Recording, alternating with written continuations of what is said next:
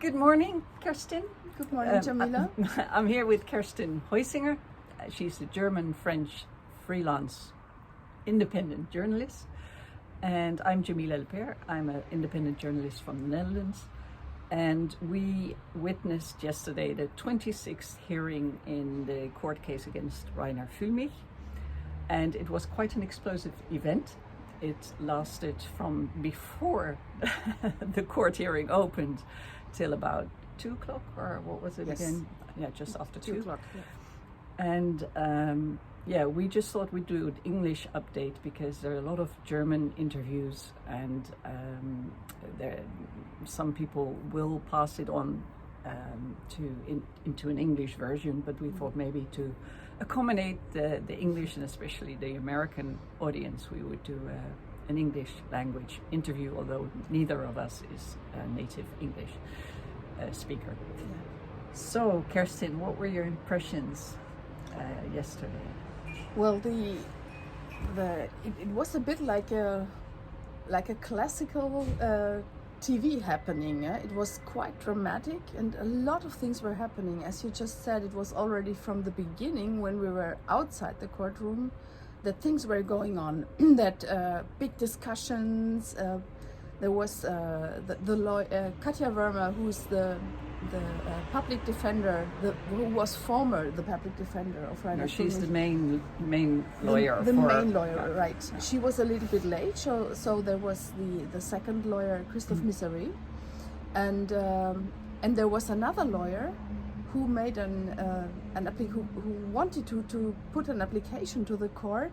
Yeah, and that was Mr. Grosenbach. It was Mr. Grosenbach, yes. He is a representative for Viviane Fischer, who is an ex-colleague of Reiner Fuellmich, and she's the co-founder also of Corona-Ausschuss. Of the Corona Investigative Committee, yes. And he wanted to, already last time, to submit his, request for more evidence or for some sort of statement. Yes. And there wasn't time, so the expectation was that he would be allowed some time today, but he had heard the Friday previously that his contribution wasn't accepted by the court, right? I thought so, yes. Yeah. That's what I understood as well, yes. Yeah.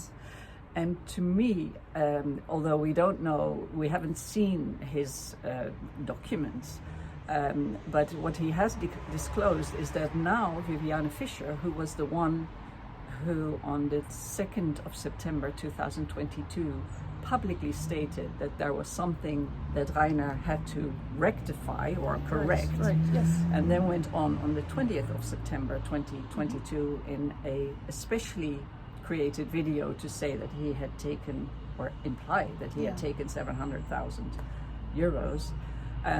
Apparently she is now of the position that he hasn't taken the money, or he hasn't committed a crime, because at the time the organization wasn't officially founded, and therefore the accounts, things were paid off, and the accounts that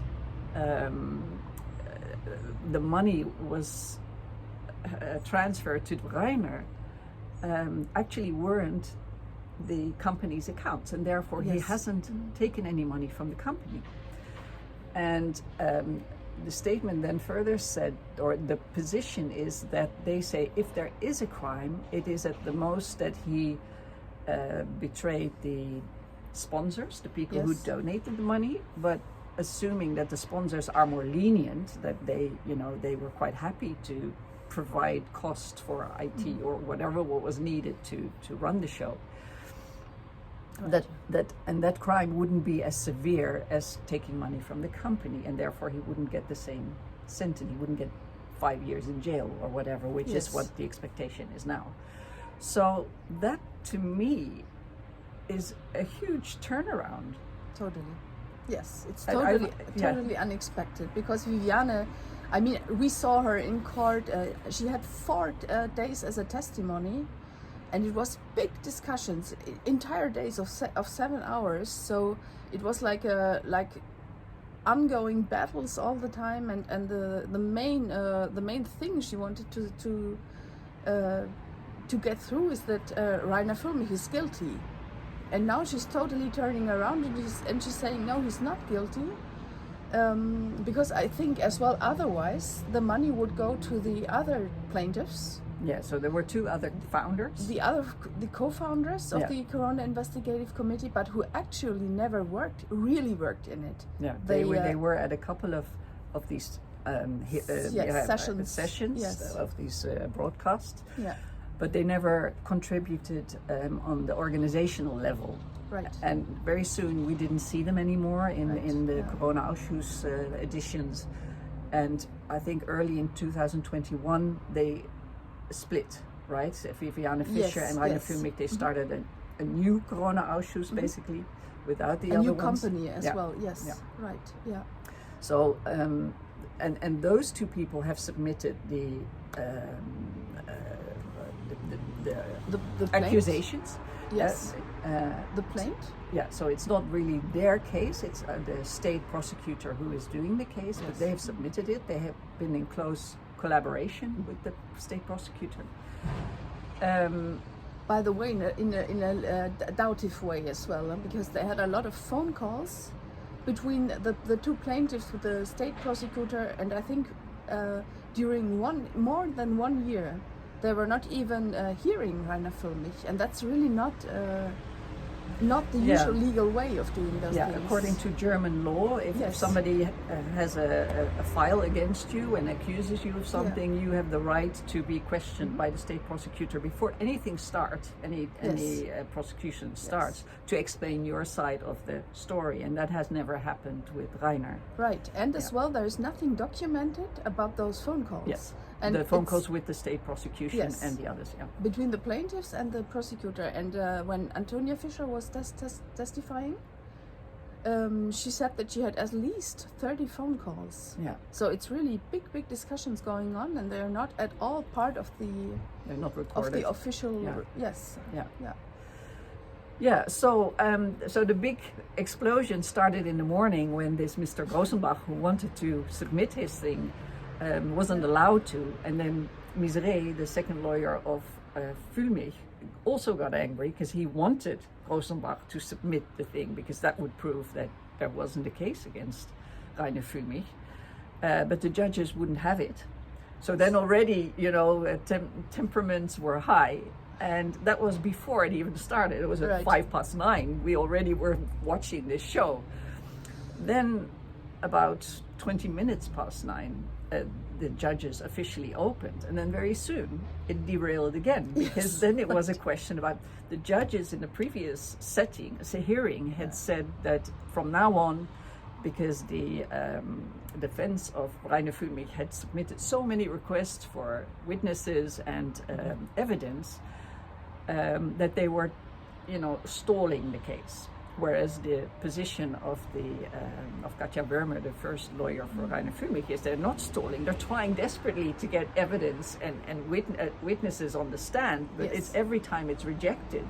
So they can only try again with other material and other things. So then the judge at the end of the last setting had decided from now on, if you submit any more requests, it's going to be it's called a Selbstleseverfahren. Yes. The judges can only read it. It will not be discussed in the court, which means that the public, the audience, will not hear it. Yes. And the press will not hear it. Mm-hmm.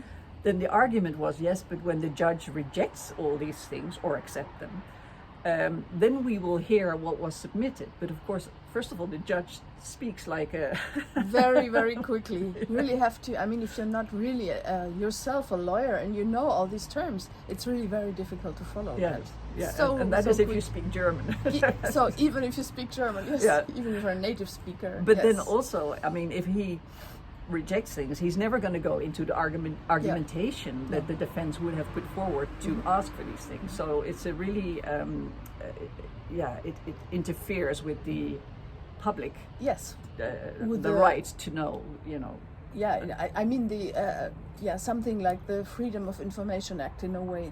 It's not exactly that, and we don't have the same laws, but it's something like that, and it's a way of hiding the real discussions, the real issues. Yeah. Yeah. And so Misery objected to this this rule that from now on we were only reading, or the judges were only reading. And then the judges already had a pause, so that we were like 3 minutes in the hearing, and there was already a break for 15 minutes.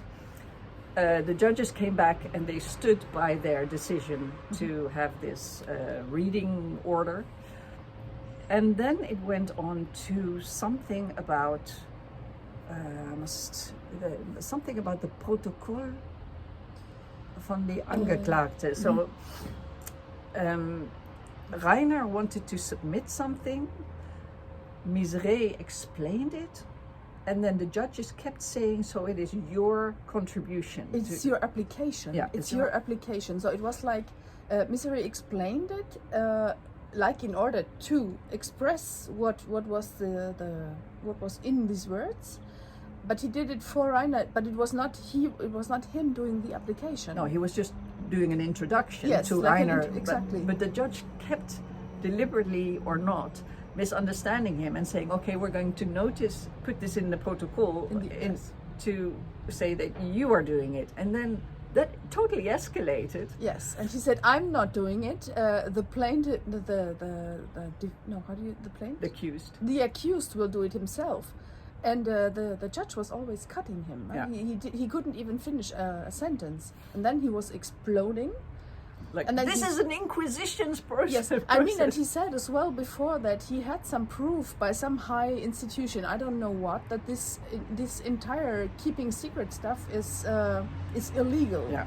And he had like a proof, and the judge was like reacting in his very special way. And he was always cutting them. And then Misery stood up and said, anyway, this is a corrupt court session. I am no longer assisting at that. I'm going out. I cannot accept that. Yeah, and he said if this continues, then none of the defense, the defense will stop altogether. And so then we had a half an hour break. And at that point, and Misery stormed out of the courtroom, and then after the break went in to sit in the public arena as an audience. Later he did come back, but so that was, it was we were special. Now at 10 o'clock. Yes. And what was special as well, that at this moment the Katja Werner was not yet here. The third lawyer is in holidays, so he was not here either. So Reiner was sitting there by himself. And the situation was, well, what's going on? How can this continue? Yeah. And then there was this break. And during the break, Katja Werner arrived. Yeah. Yeah, and Reiner was taken down. I think then he was taken down. Because in the previous hearings, every time there was a break, I'm just going to adjust this a little bit. In the previous hearings, every time there was a break, he would be handcuffed again and taken down, but in the later ones, the last 3 or so, he was left upstairs without the handcuffs, so he could discuss things with his lawyers. Right. And in the first little break yesterday, the 15-minute break, he was allowed to stay up, but the half an hour break he was taken down again. So every time they're putting the handcuffs off, and he has he has to go down. So then Katja Werner came, and Misery was in the audience. Grossenbach was also angry because he had wanted to sit with us in the press row, but he wasn't allowed to, so he was also in the audience. And then what happens? Well, there was big discussions going on between the lawyers, and including Grossenbach, who 2 sessions ago was not really with this group. So there was big discussions going on. What are we going to do? How are we going to proceed? And then, it continued. Katja Werner took her place in the courtroom. Yeah, and she had brought with her 3 witnesses. Yes. The witnesses had been rejected all this time, but apparently there's a possibility if you bring the witnesses along, you can ask the judge to put them on the spot. Yeah, to hear them. Yes. And the judge allowed 2 witnesses that were friends of Reiner Fuellmich, and the 3rd witness, he's also a friend, but he's a lawyer as well. And he had the role of the bookkeeper in the very first Corona-Ausschuss set up organization. In the first company of the Corona Investigative Committee, right? But he was already heard. Yeah, he was already heard, and he wasn't allowed to to testify yesterday. But the other two were, and they were only allowed to testify to give answers to the question: do you think Reiner Fuellmich was going to? Was there a matter of a loan that he could invest, or did it have to stay? How do you say that in English? It had to be solvent. You had to be able to take out the money and pay for things, which Reiner hadn't done because he had put it in his house. So they had to answer the question: was it a loan, and was he willing to pay it back? Yes. And they weren't allowed to say anything else about it. That was the topic, Yeah. And so how did that go? Well, they were talking by themselves. I mean, there was it was a friend, a close friend of Reiner, a friend of I think like something like 30 years or longer even. And he's a very touching personality anyway. And he said, well, for me, I cannot imagine that Reiner would be able to do something like that. And he said that Reiner talked to him at some point after this famous September 2nd, when he was thrown out of the Corona Investigative Committee. Reiner talked to him and explained to him the situation. He said, I was always able and willing to pay back the money, but he was just waiting for the final decisions to sell his house, and he confirmed that. The witness confirmed that, and he was talking as well. And I mean, this was a very touching moment because it always brought Reiner almost to tears in the courtroom, and this was, well, the first time I witnessed that, at least. And he said when he was organizing the birthday party in front of the prison for Reiner, this friend, and he said all those people who were lying in my arms, crying, I can't. It's for me. It's just beyond any imagination that Reiner could have, that they felt betrayed, and that Reiner could betray them. It's just beyond my imagination. He was almost in tears. Reiner was almost in tears. So it was a very touching moment. But it was very. What he was saying was very basic, very basical. Yeah, it was a very personal account and very moving account. But for the judges, it didn't bring a lot in terms of facts. I think they were looking to hear that Reiner had told him from the moment the loan was made that he was always going to pay it back, and and this man said, well, we never talked about these things. We do stuff, we party, but it was only after this broadcast that Viviane did and said there's something, Reiner won't be at the Corona-Ausschuss broadcast anymore until he's resolved whatever he needs to resolve. Yes. That was after that they spoke about the financial stuff. So that didn't, for the judge, you could see it didn't impact on them. No. Well, we don't know what's going. Actually, we don't really know, but it didn't look like. No. At least for the public, it was, as well for our point of view, it was. Yeah. It was a good character. Absolutely. Sketch that he gave. Yes. Of the person who very, Reiner is. Very authentic, very trustworthy, but not a lot, as you said, just in terms of information. Yeah. And then the second one was a lady friend, and they don't know each other that long. They know each other since Corona, actually. Since 2020, yeah. She was a medical professional. And can you say something about that testimony? Well, she was mainly talking about an evening she had passed with Viviane Fischer, and this was before, I guess probably a few weeks or months, I don't know exactly, before Reiner was excluded of the Corona Investigative Committee. And there was one evening when Viviane came along with her then boyfriend, and they spent an evening with this woman, of whom they knew that she was a very close friend of Reiner and his wife. and Viviane was keeping during the evening asking this woman what exactly Reiner used the money for, the money from the loan. So was it invested, in what way was it invested in the house? And I mean, she was apparently spending the evening asking and asking and asking.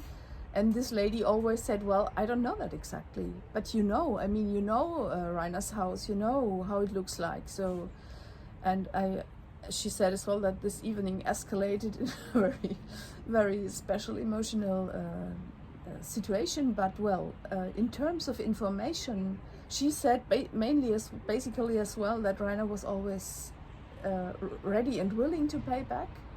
Yeah, and she also emphasized, because apparently there were a lot of evenings at Reiner's house. Yes, he was hosting with his wife a lot of evenings.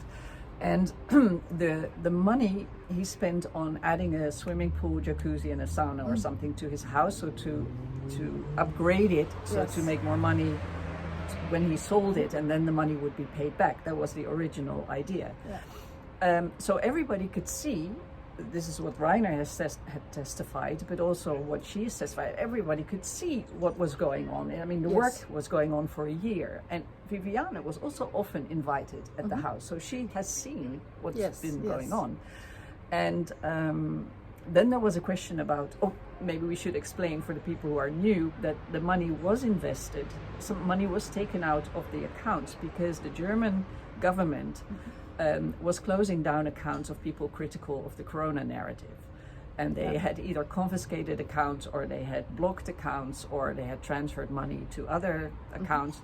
And to avoid that happening to them, Viviane, the bookkeeper at the time, and Reiner had decided to take out money, to put it safe somewhere else, so that it couldn't be touched. To keep it safe, So that's why Reiner had used it for his house that was already paid off, I think, or... Yeah, it was paid off. It was paid off, so they couldn't touch that, they couldn't confiscate it. Yeah. And another part of the money went to buying gold. Yes. And so this particular night, this lady was describing, the witness, was Viviane coming for the gold. She wanted to pick up the gold, or wanted to question where the gold was. Yes, but not from her.